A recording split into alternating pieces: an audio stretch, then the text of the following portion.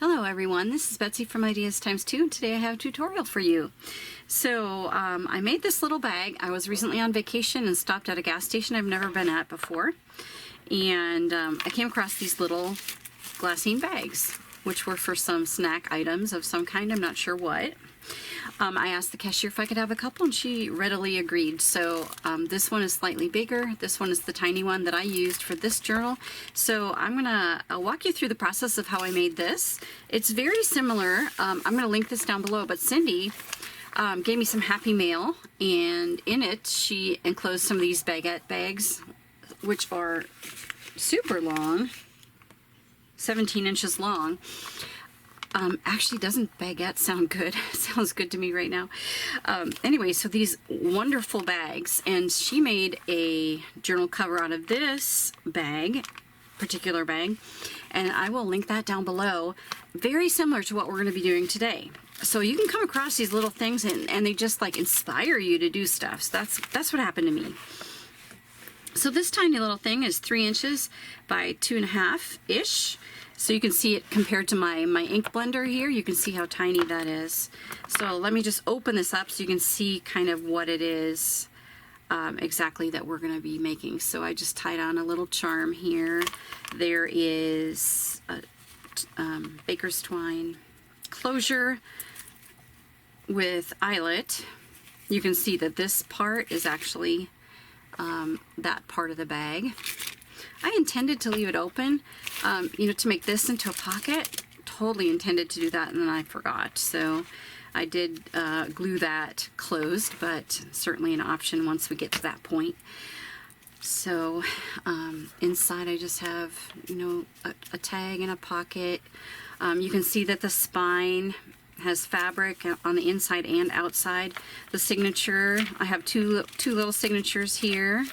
And then this is the back cover. I'm probably going to put something on here too. I just haven't done it yet. I actually thought it would be really cute to do like a real tiny little tag here and here as well. But almost finished with this, but not quite. So what it does, this wraps around like this, and then this closes like that, and then this just wraps around and it tucks under a few times to keep it closed. I just really enjoy making miniatures, and I thought this was a lot of fun. So I have decided I'm going to use more of a botanical paper and probably use this one with the birds and butterflies on it, although this one is really cute too, and it's got sort of a pearly finish. So I thought that was kind of interesting. I haven't cut my papers yet. So what it is, you'll need 2 pieces of paper for the front outside cover and the front inside cover. Then we're going to leave a portion of the spine without paper and just put fabric on it. You'll need a piece for the back cover and the inside back cover, and then you'll need a piece of paper or 2 pieces of paper for this little flap, which you could make this a different size. I just chose to make this like a little half flap. It could actually go all the way, but I kind of liked the 3-inch size, so I just wrapped it like this. So you'll need a piece of paper for the outside of that and the inside of that. So that's it. Like, just measure how tall your bag is. So this is, obviously you can do this any size. I have these 2 sizes to work with, so those are going to be slightly different when they, if I make them into covers too. And then this one is obviously going to be a different size too, but it's all the same idea, just a long bag and then folded up to make a cover, reinforced with paper and fabric. So that's what we've got going here. So I'm going to go ahead and cut my papers. See, this is plenty of paper, so it just takes scraps. It's just like a perfect way to use up scraps and and things that come your way, like these little treat bags. So I'm going to cut my papers. I'll be back and we'll get this glued together. You don't have to worry about the pattern on here. It's going to be covered up mostly with paper. This does show a little bit of the red right here, but it absolutely does not bother me at all. If it does, you can ink this up a little bit with that same color, but it doesn't bother me that, you know, somebody might say, hey, this was a bag, you know, or anything like that. I think it's perfectly fine. It's a junk journal and we use everything, right? So I don't think it's going to matter. So we don't necessarily have to do that. We don't have to worry about that. But the first thing I did was I stitched around the bag. So this does not have to be a stitched project at all. I could just put these, glue these on directly. What I did was I stitched around my paper pieces and I stitched around the bag. Now the stitching around the bag doesn't show too much, so it does a little bit right there, but it doesn't show that much, so that is, you know, that's totally up to you.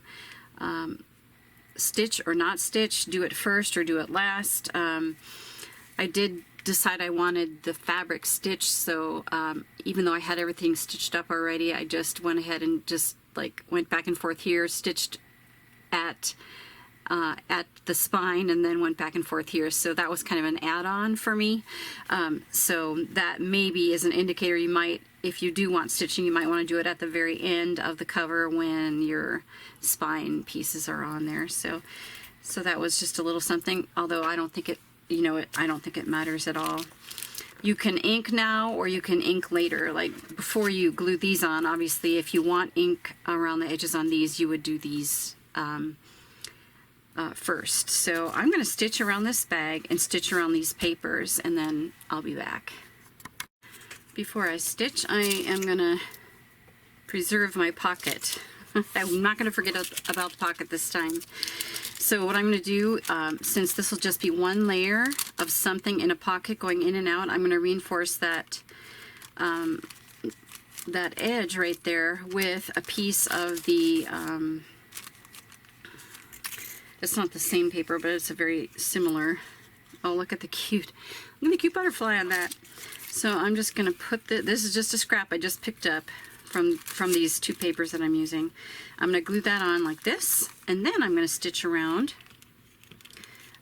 just, of course, these three edges here, and then I'll leave this open.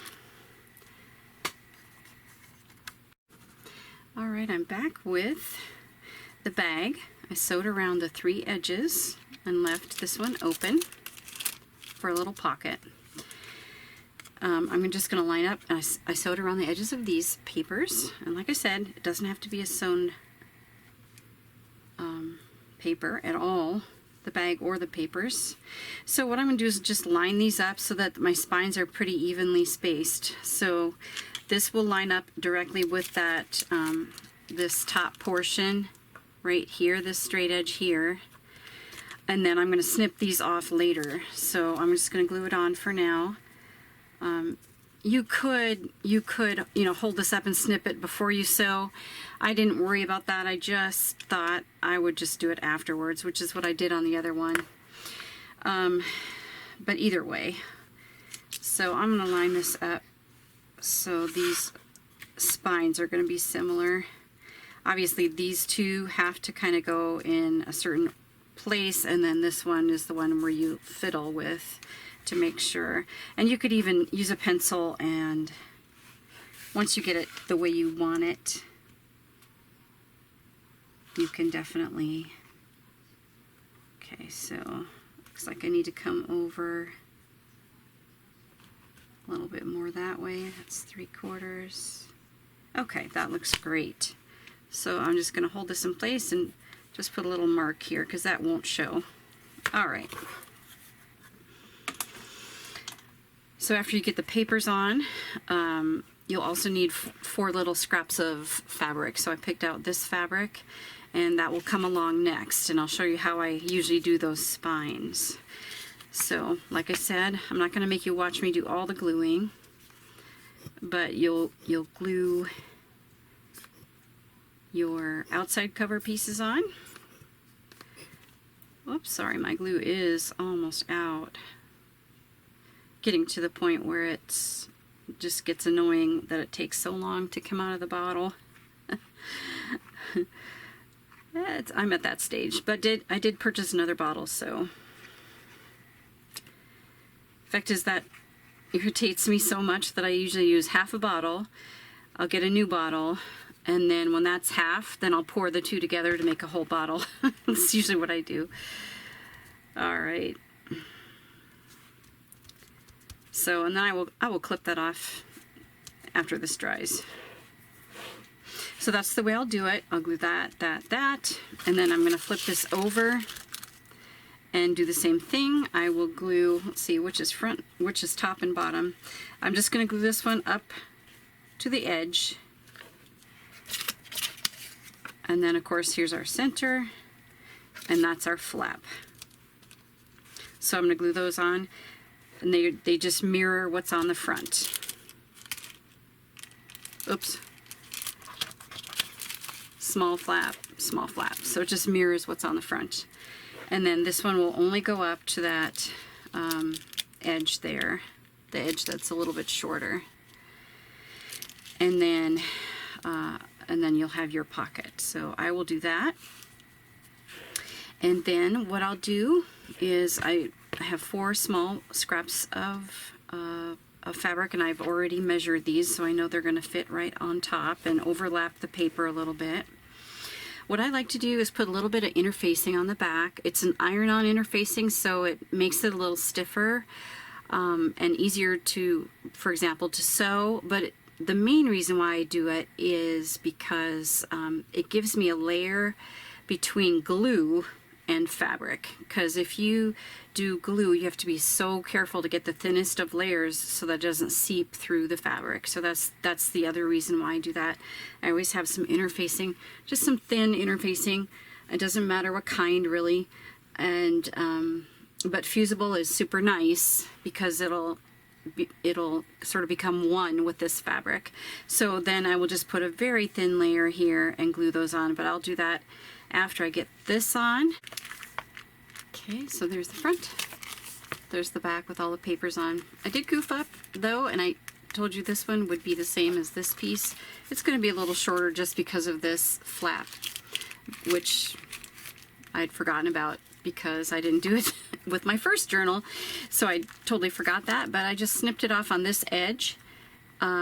And it cut off the sewing, but that's no big deal because this is going to cover that up anyway, so no harm done. All right, and these are easy to line up because all you do is bend it a little bit and you can just line up the edges of your papers. So super easy.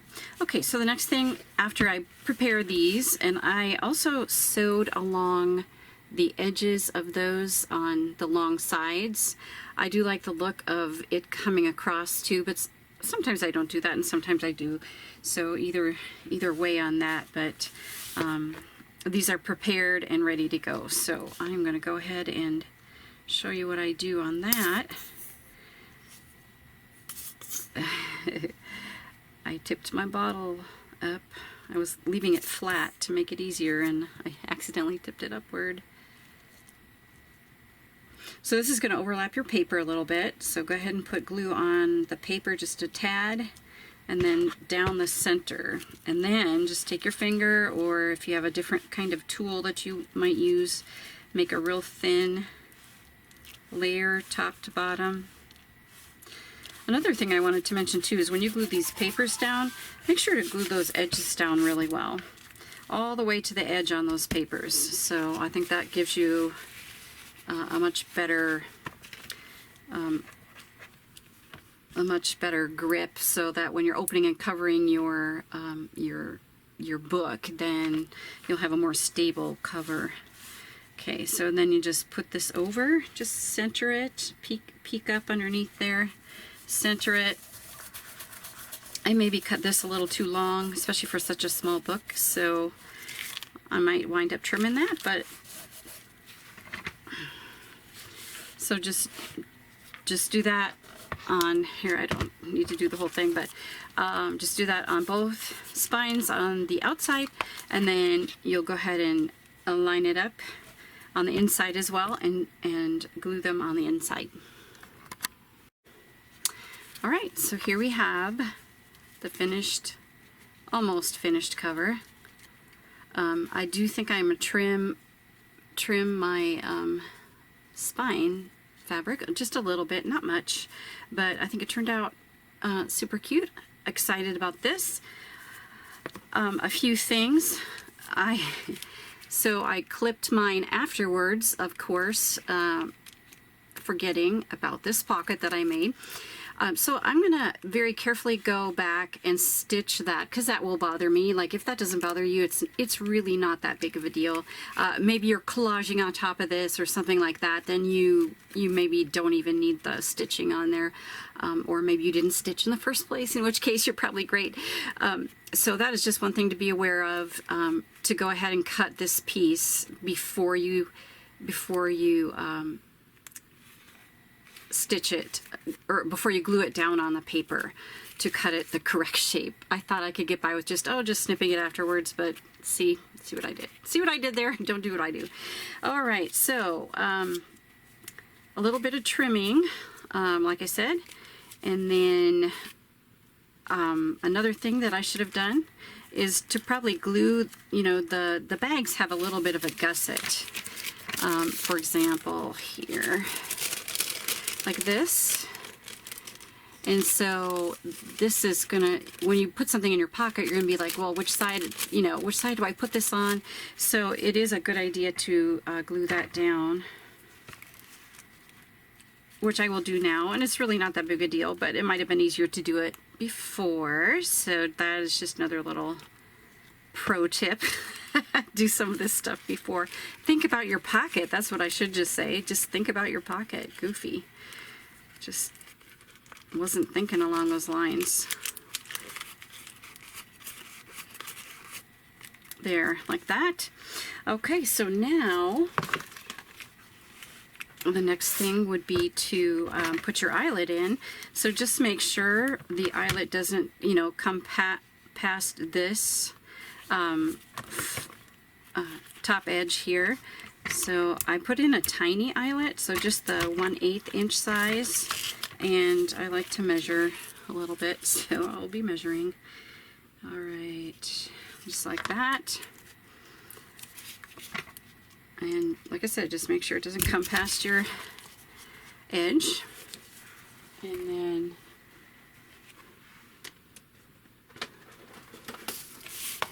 then we'll get that put in real quick. See, this is sort of a greeny silver color. I don't know what color that is, what they call that.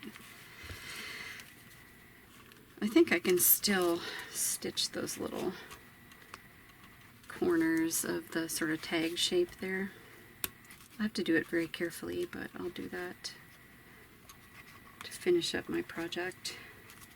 Just be aware when you do yours on something like this. Of course, you don't have to have the same bag. Alright, so now we have a nice little eyelet in there. And then I'll find some baker's twine, maybe a contrasting, well, I don't think I have the salmon. This is pretty much a salmon color, so I might just go ahead and do a green and white, or some solid green. I've got some really nice pearl cotton, so I'll decide on that later, but that just loops through here, and then you wrap it around.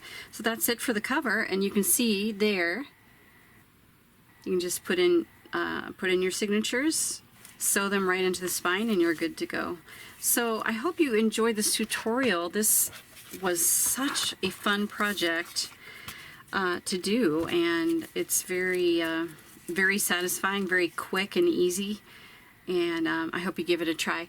So please join us on our Facebook group. You can put pictures of your projects on our Facebook group. We've had people do that before, and it's very exciting to see that they are getting those projects done. So we love that so much.